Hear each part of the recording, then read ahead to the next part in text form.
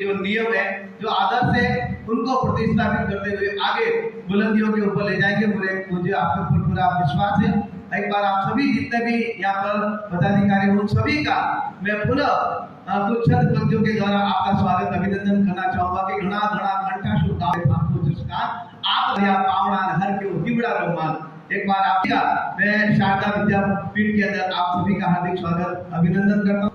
जिलाध्यक्ष के रूप में श्रीमान रघुवीर सिंह जी मीणा की जो नियुक्ति की है, साथ में जिला की जो पूरी कमेटी है उसको भी हमने यहाँ पर उसके नई कार्यकारिणी की घोषणा की गई।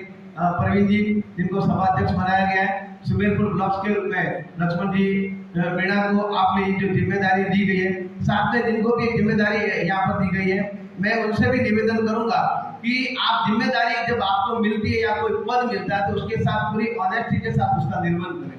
जब हमें कोई पद मिलता है तो पद के साथ हमें कुछ कर्तव्य मिलते हैं, कुछ कार्य मिलते हैं, उन्हें अपना निर्वहन पूरी ईमानदारी से करें, पूरे काम करें, शिक्षकों के प्रति समर्पित रहे, शिक्षकों के कल्याण के प्रति समर्पित रहे। क्योंकि शिक्षकों का जब हम कल्याण करेंगे, उनके प्रति समर्पित रहेंगे, उनके सुख दुख में जब साथ में रहेंगे तब हम हमसे वो जुड़ पाएंगे, संख्यात्मक रूप में हम अपनी बढ़ोतरी कर पाएंगे। तो आपसे निवेदन है कि जो पद जो जिम्मेदारी हमने आपको योग्य समझते हुए दी हुई है, उस योग्यता के ऊपर, उस पद के ऊपर आप निर्भर करेंगे और निश्चित तौर पर उसका खरा उतरेंगे।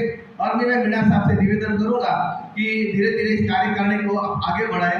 और जब शिक्षकों की समस्या है तो आपको पता है नित नई समस्या हमारे सामने आती है। एक समस्या का समाधान होता है, दूसरी समस्या हमारे सामने तैयार रहती है।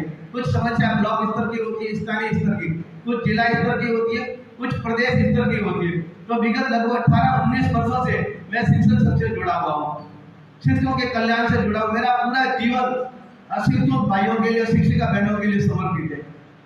24 घंटे मेरे दिमाग में एक ही ख्याल रहता है, एक ही विचार रहता है कि शिक्षकों का कल्याण हो, उनके समस्या, कोई भी समस्या है उसका समाधान निदान हमेशा जल्दी से हो जाए। मैं विश्वास दिलाता हूँ, शायद संभवतः आपने भी देखा होगा कि राजस्थान का कोई भी शिक्षक संघ मीडिया के अंदर राजस्थान के शिक्षकों की कितनी समस्या हुआ था, कोई भी संघ नहीं उठाता होगा। आपने भी अखबारों में पढ़ा होगा, आप देखते रहना, जब भी कोई समस्या उत्पन्न हो जाती है उसको हम एंटीसिपेट करते हैं और उसको सबसे पहले मीडिया के अंदर, क्योंकि मीडिया सबसे सशक्त माध्यम माना जाता है, लोकतंत्र का चौथा स्तंभ है। जब तक मीडिया के अंदर कोई बात नहीं आएगी तब तक उस समस्या का प्रचार नहीं होगा और संबंध अधिकारियों तक वो बात कभी नहीं पहुंचेगी। तभी समस्या का समाधान होगा जब वो बात उच्च स्तर तक पहुंचती है। तो हमारा पूरा ध्येय रहता है कि समस्या को जल्दी से समय रहते उठाए और उनका समाधान अति शीघ्र करवाए। तो ये मेरा पूरा प्रयास रहता है प्रदेश प्रवक्ता होने के नाते। अब मैं आपसे निवेदन करूंगा कि जिला स्तर के ऊपर जो भी समस्या है वो आप लिखित रूप में हमें प्रेषित करें, ताकि हम यहाँ से प्रतिवेदन बनाकर राज्य स्तर के ऊपर प्रदेश कार्यकारिणी को भेज सके। आदरणीय श्रीमान विजय सोनी अजमेर के भाई साहब, उनके नेतृत्व के अंदर बहुत ही योग्य कुशल प्रदेश अध्यक्ष है, उनके नेतृत्व के अंदर राजस्थान शिक्षक राधाकृष्णन और राजस्थान शिक्षिका सेना अपना जो शिक्षकों के लिए कार्य है आगे बढ़ के कर रहे हैं। हम हमेशा शिक्षकों के लिए समर्पित रहने वाले, शिक्षिका बहनों के लिए कोई भी ऐसा शिक्षक संघ नहीं होगा जिसकी अलग से राजस्थान शिक्षिका सेना कोई बनी हुई हो। सिर्फ राजस्थान शिक्षक संघ राधाकृष्ण है जो शिक्षिका बहनों के हितों के लिए भी सोचता है, उनके कल्याण के लिए भी सोचता है। तो आपसे निवेदन है कि जो जिम्मेदारी आपको दी जाए उसका आप निर्वहन करें। वर्तमान में हमारे सामने सबसे बड़ी समस्या शिक्षकों के लिए हर कोई हमें काम गैर शैक्षणिक कार्य सौंप रहा है, चाहे कोई भी दूसरा विभाग हो, कोई भी अधिकारी हो, प्रशासनिक अधिकारी हो। जब अपने डिपार्टमेंट का, उनके डिपार्टमेंट का काम करवाना होता है तो सिर्फ उनको एक ही बंदा मिलता है, एक ही व्यक्ति मिलता है। उनको पता है कि सबसे ज्यादा जो कुशलतापूर्वक काम करेगा वो कोई व्यक्ति नहीं करता। उनके डिपार्टमेंट पे भी उनको भरोसा नहीं है, खरी खरी बात है। उनके अधिकारियों को अपने व्यक्तियों पर भी, पदाधिकारियों पर, ऑफिसर के ऊपर भरोसा नहीं है। सीधा काम ऑर्डर निकाल के शिक्षकों को सौंपते, शिक्षकों को काम दे दो, बिल्कुल ईमानदारी से काम कौन करेगा? शिक्षकों को करेगा। जो काम होगा शिक्षकों को सौंप दो। गैर शैक्षणिक कार्यों के बहुत पहले आज शिक्षक दबा हुआ है, तो हमें इसका विरोध करना है कि शिक्षकों को सबसे पहले इन गैर शैक्षणिक कार्यों से मुक्त किया जाए। और जितने भी बीएलओ के जो इनको जिम्मेदारी की, ये भी गैर शैक्षणिक कार्य है, इनको भी मुक्त किया जाए। क्योंकि वो मूल शिक्षक का काम है स्कूलों के अंदर पढ़ाने का। हमारी नियुक्ति स्कूलों में पढ़ाने के लिए हुई है। हम एक शिक्षक, हमें शिक्षक रहने दे। हमारा काम स्कूलों में पढ़ाने का, बच्चों को गैर शैक्षणिक कार्य करने का नहीं है। जब जब सरकार ने हमारे शिक्षकों के लिए, कर्मचारियों के कल्याण की जब बात की है तो हमने उनका अभिनंदन भी किया है। जब जब शिक्षक हितों के विरुद्ध में सरकार ने कोई ऐसा नियम बनाया है, कोई कायदे बनाए जो हमारे विरोध में रहे, जिससे हमारे ऊपर कुठारा काम हुआ है, तो हमने उनका विरोध भी किया है। इसलिए संघ शक्ति है, संघे शक्ति कलो युगे, संघे शक्ति युगे युगे। हमें संगठित रहना होगा। जब हम संगठित रहेंगे तभी हम दूसरों का विरोध कर पाएंगे, क्योंकि गैर शैक्षणिक कार्य एक नहीं, इतनी बड़ी फेरिस्त है, इतनी बड़ी लिस्ट है कि इतने बहुत पहले उनको दबा दिया गया।